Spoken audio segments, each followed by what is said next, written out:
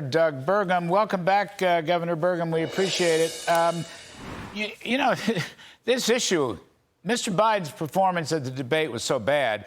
And frankly, last night, I mean, he read the teleprompter for 4.5 minutes and then shuffled away. And as you probably know, U.S. military bases in Europe have been put on high alert for a possible terrorist threat. My question to you is now Mr. Biden a national security risk because he looks so weak and, if you will, almost ill? Is he a security risk, sir? Absolutely, Larry. He is a security risk. Biden is for America, and he's on multiple levels. One is, as was just said, America. It's not just America that can't unsee what we all saw last Thursday night, but Putin was watching. She was watching. The Ayatollahs were watching. I mean, any of our adversaries around the world saw that performance, and they look at someone who's not able to get through a debate, much less serve out the rest of his term potentially. Certainly, there's nothing that would indicate he can serve for 4 more years beyond that. But if they're thinking this guy's only got 5-6 months left in office, if you're planning on from their side, you'd say, let's go now, because they know who's coming next is President Trump, who's is strength where Joe Biden is weakness. But so that's one, is it's just him himself as a security threat, but his policies, as you and I have talked about, his energy policies that are funding Russia and Iran, we're funding the 2 proxy wars that we're in against those countries. They're funding their side of it with Joe Biden's energy policy. And of course, China benefits from that. And then lastly, the thing that was the most heartbreaking of all for me watching that debate is when Joe Biden looked in the camera and lied and said nobody had died on his watch. And I thought, as a commander-in-chief of our National Guard who's lost people in the war on terror, he's trying to erase the memories of these young men and women who died, like in the Afghanistan withdrawal. And he's out there talking during a debate to Gold Star mothers and saying that basically your child didn't exist because nobody died on my watch.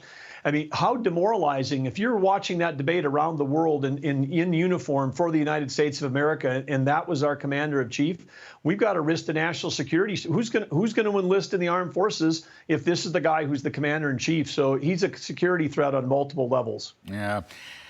Governor, you're on the short list for vice president. You're on the A list. You're on the short list. Your name is always in every single article. I know the President Trump thinks the world of you. Just tell us, in your mind, what would you bring if you were put on the ticket as vice president? What would you bring to that ticket?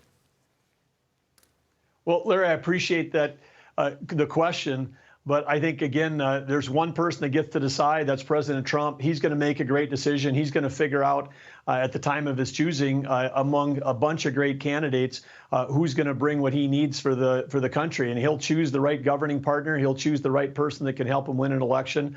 And then the thing that we've been focused on, I've been focused on, what I think every American should focus on, is getting President Trump elected. And thank goodness there have been some big wins with the Supreme Court on Friday and yesterday going forward, because the Biden lawfare is falling apart. The Democrat Party is in complete free fall. It wasn't just a bad debate. I mean, they're trying to compare Biden's Thursday night performance to Obama years ago, that it's just a bad debate. It's everything they do. It continues to be support the big lie that somehow Joe Biden's capable of doing this job physically and mentally today. And I think Americans are starting to see through that. And I don't know how they're going to get a single donation into the Democrat Party right now. I mean, who would write a check to the Biden-Harris right now if they don't know what's going forward? But I think they've created a bunch of rules to block people like JFK from even being part of the mix. They could have had a fully competitive primary and beat Joe Biden in a primary, but now they're stuck with it. They created this walled garden to protect him, and now it looks like they're going to have to live with it. And I think, again, back to your question, our adversaries can probably look at that and go, President Trump's going to be the next president. He was so strong when he was in office. If we're going to do something bad, we better do it now while Joe Biden is in office and can't respond. Well, Mr. Trump has a great respect for successful CEOs. You're a former CEO of a successful company. You've been the CEO of the state of North Dakota. Does that put you head and shoulders above others who have been mentioned?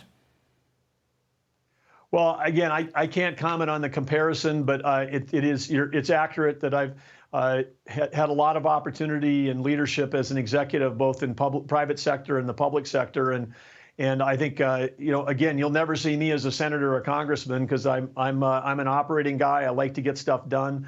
And I know that President Trump, when he gets in office, he's going to get a lot of stuff done. And I think he's going to have a lot of talent in that next administration, up and down.